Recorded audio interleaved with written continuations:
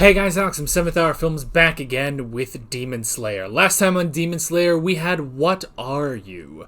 Where basically we figured out what you are. I mean, not you specifically, the audience, but you, the demon. Daki, the demon. She is upper something. I don't remember which number she is, but she's an upper rank demon, and she just kills people that are annoying to her. And then Muzan showed up and was like, yo, you're like dope. And she's like, oh, thank you. And then yeah, that's a terrible recap. She also punched Zenitsu. Has probably figured out that Zenitsu is in the Demon Slayer Corps.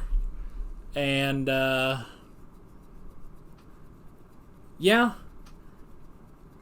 I feel like there was another big thing, but I can't remember it for some reason. I don't know. My brain's a little foggy right now. I think I'm tired. I need to get some caffeine in me, and you know how this goes. As soon as we start the episode, I'm going to be like, oh yeah, now I remember everything. So why don't we just go straight to that? Like always, the reaction is down in the description and in the pinned comment for your viewing pleasure. So let's go ahead and jump right into this episode of Demon Slayer. Here we go.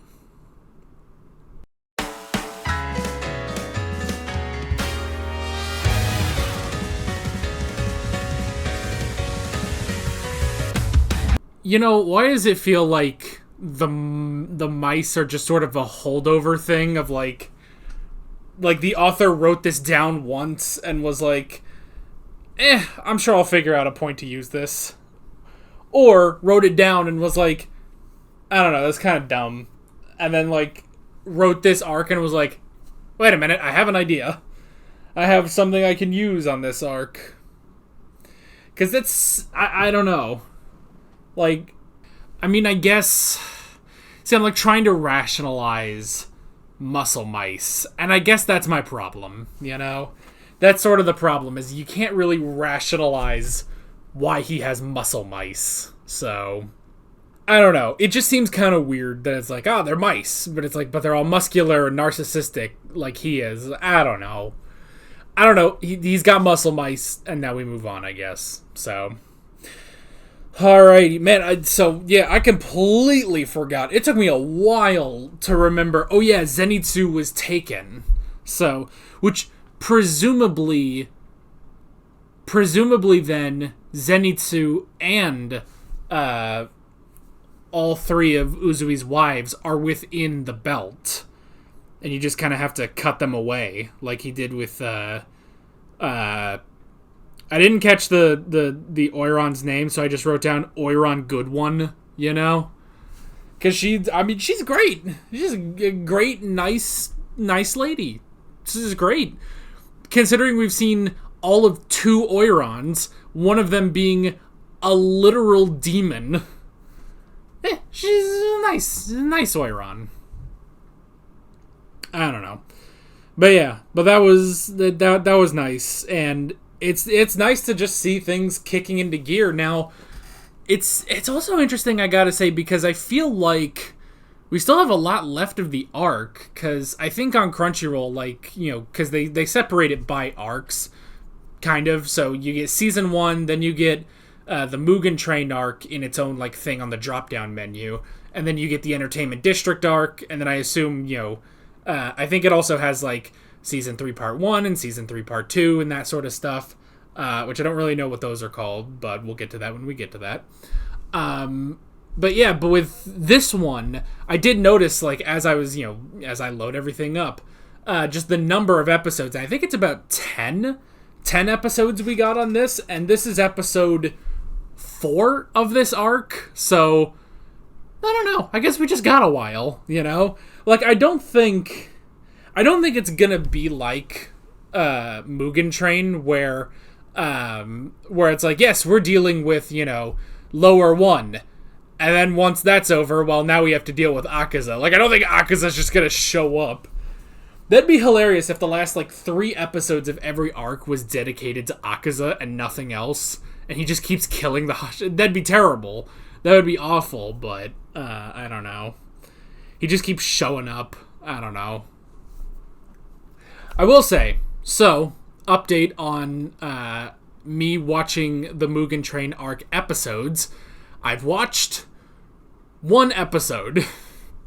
I'm so terrible at this, and I shouldn't have made such a big deal of watching it, but I watched the first one. It basically goes through meeting with Rengoku all the way to basically Tanjiro first being in his dream, where he meets his family again. That's what that episode covers, and it was good. I enjoyed it. I will say, honestly, it's amazing because I'm watching and it's like, was this 30 minutes in the movie? I guess it must have been, because it honestly felt no different from the movie, and like the shots all looked the same, like, and there were one or two times where I noticed like there was a bit of added dialogue, but that was about it, you know?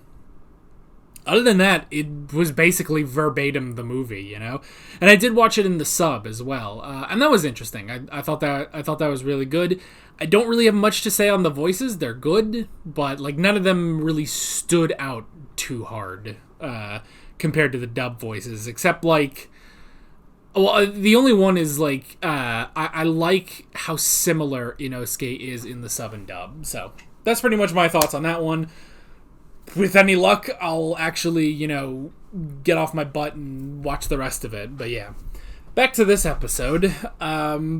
Still good stuff here. Like, I'm just curious as to like what the pacing is going to be for this episode, because, I mean, I guess it makes sense. We can't have like 7 episodes of just screwing around at these houses, So, but just the fact that like, 3 episodes into this too, because we only started this this story basically just a couple episodes ago. Like, already it's like, well, we've abandoned our disguises and we're going, and Zenitsu has been kidnapped, so it's like we just gotta go, and Tanjiro is already facing Daki. So I don't know what the rest of this is gonna be, but I'm very curious,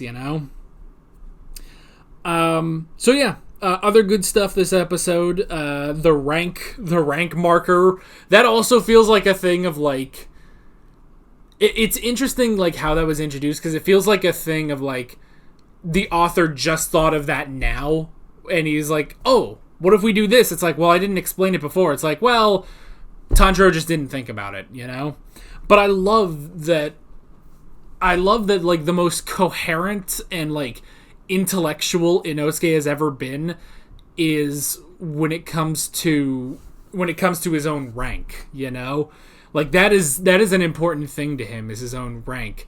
And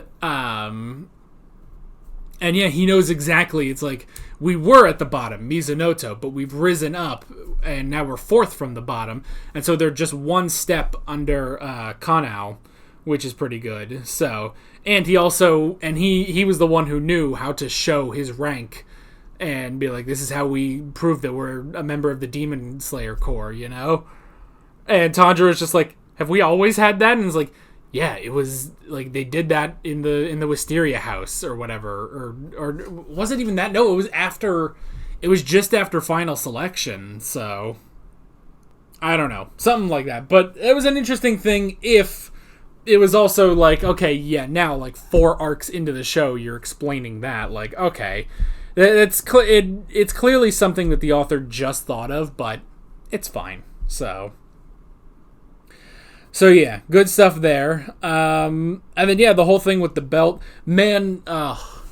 This girl is just walking around basically in a bikini, ready for battle. Like, oh my gosh! But hey, man, she is very confident in her figure, and I guess she does have every right to be. She does have every right to be. But man, that's a lot.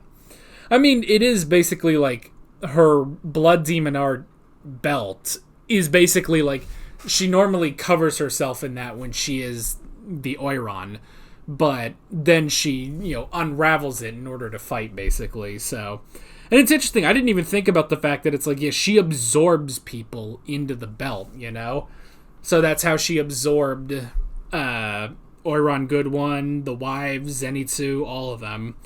So, and she clearly must also absorb herself into it in order to travel around. So, So, I like how I like that Tanjiro he put up a bit of a fight. Now, I don't think she's going all out or anything.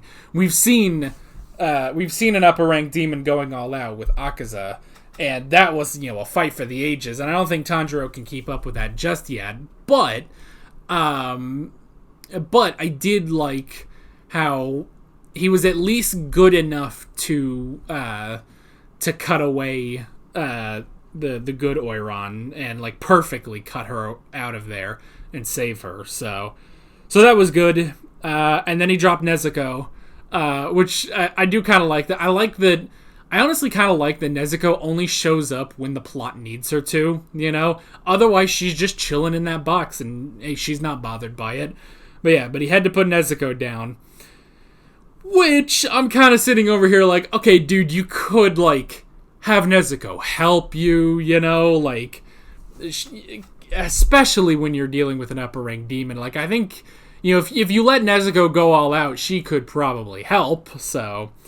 But I just love every time it cuts to Nezuko just being cute, She's just in the box, just kind of worried. Nezuko's just adorable, So, she's not, I want to stress this again, she's not an anime waifu for me, but she's so adorable. She's like Eri in My Hero, who is also not a waifu because she's 6. So, but yeah, I guess I don't know how old Tanjiro and Nezuko are. I'm sure they're just teenagers, but still, no waifu-ness here. No waifu-ness here. You want a waifu in Demon Slayer? Well, I mean, I'm sure there are people that that put Daki on their list. I mean, if we're going strictly off of waifus, I don't think Daki's a good one because I think she would just kill you. She'd be insulted by it, basically. But if you want a good waifu from Demon Slayer, there's always Shinobu. There's always Shinobu. Because I don't know. I think she's old enough. But I suppose, I don't know. Of course, they're all just fucking drawings, and I'm a fucking loser talking about anime waifus, but that's what we all are, because that's what we're all here for. Anyone watching Demon Slayer is like that, so fuck it. Anyway, this is getting too real, so why don't I cut the discussion here. Good episode. I'm curious to see where we are going with this now that we're already fighting Daki. So, with all that being said, I'm Alex from 7th Hour Films, and I will see you guys next time. Take care. Alright guys, thanks for watching this video. There's a bunch of links on screen if you want to go click around any of those.